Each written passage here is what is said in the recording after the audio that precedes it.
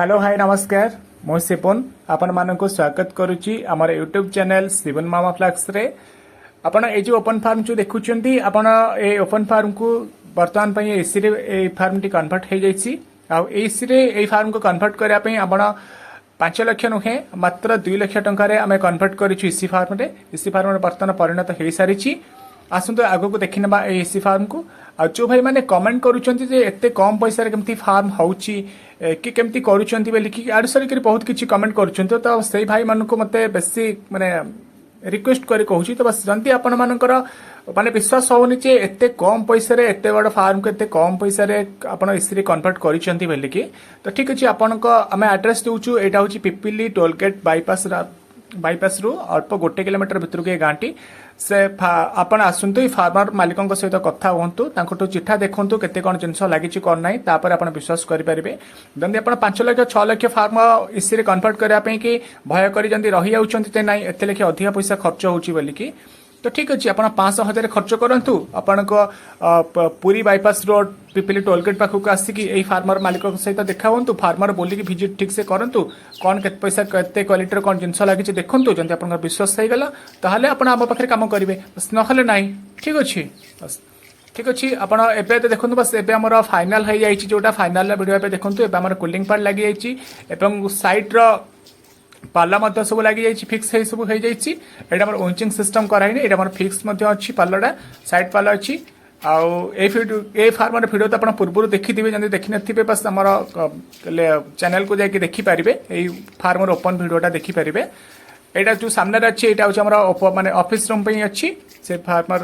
भाईंकर एटा office room कराइछि आ एटा होची सेपट गोटे gate आ एपटे EP गोटे गेट अच्छी भीतर को एंट्री मारिया पई कि देखंतु पाल पूरा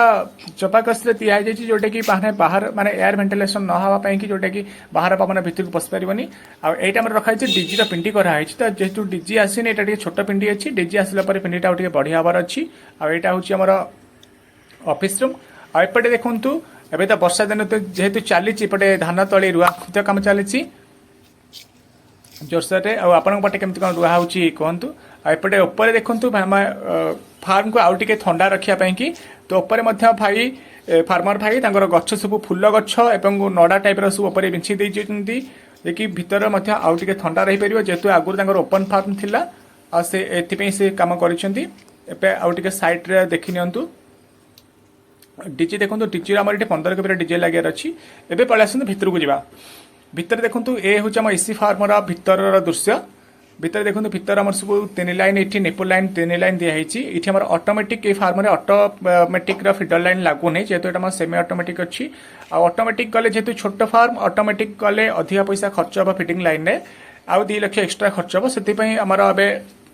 छोट फार्म एवं मैनुअल फिडर रही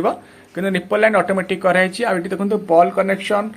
माने भीतर काम प्राय तो सब सरी जाइए खाली आम फैन 2टी लगे अच्छी तो फैन 2टी खाली इंस्टॉल करार अच्छी और भीतर सीलिंग देखो भीतर सीलिंग केमती बाहर सीलिंग आउ भीतर सीलिंग केमती पर गोटे गैप भी रखा जाए भीतर को माने पवन पशियापी ये जो फ्रंट पे देखुन जोटा वैकेंसी ये अच्छी से फैन 2टा लगे कि आसतु आगू को जाकि कूलिंग पार्ट साइडटा देखि नबा कूलिंग पार्ट मध्य आपन सेटिंग हो जाइए खाली मेडिसिन टैंकटा ऊपर रखिबार अच्छी मेडिसिन टैंक गोटे स्टांड तैयार होती स्टांड हो सारा मेडिसिन टैंकटा ऊपर रही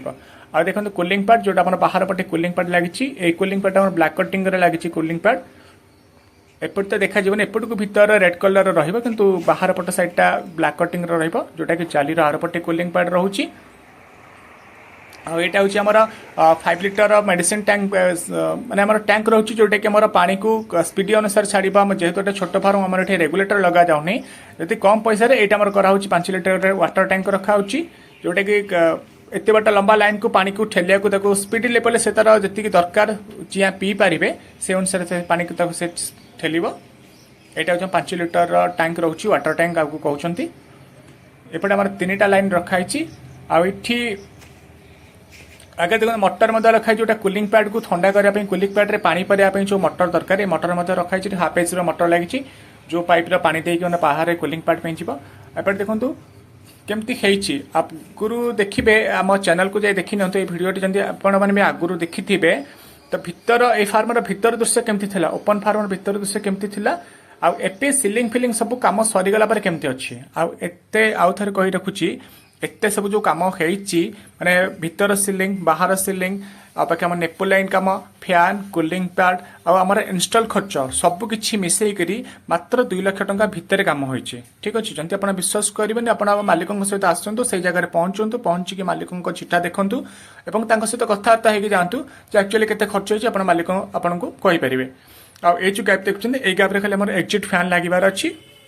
जेतु एग्जिट फैन हमर बाहर मगे आउची सुप्रीम कंपनी आसीची तो सेति पे हमर एपे इंस्टॉल करा जायनी आसी जिवो आ देखो एटार हमर करंट रो सब स्विच उडा रखा जायची जोटे के हमर साइड रे जो बलुडा लागिची जो 9 वाट रो बलुडा लागिची इठी हमर वायरिंग रो तार मध्ये जायची जोटा मझी खुंटर जायची जेतु हमर एटा ओपन फार्म थिला एटा एसी रे कन्वर्ट करा आइची आ सेति पय के मझी खुंट त हम भांगी परिबोनी सेति पे मझी खुंट रे मध्ये सीलिंग एमिति बागरे करा आइची देखंतु मन किछि भी होल भी किछि नाही बहुत भल भाव कराई बस आम आमर पैसा अनुसार बस आपण माने जमीती आप चाहिए जमी आप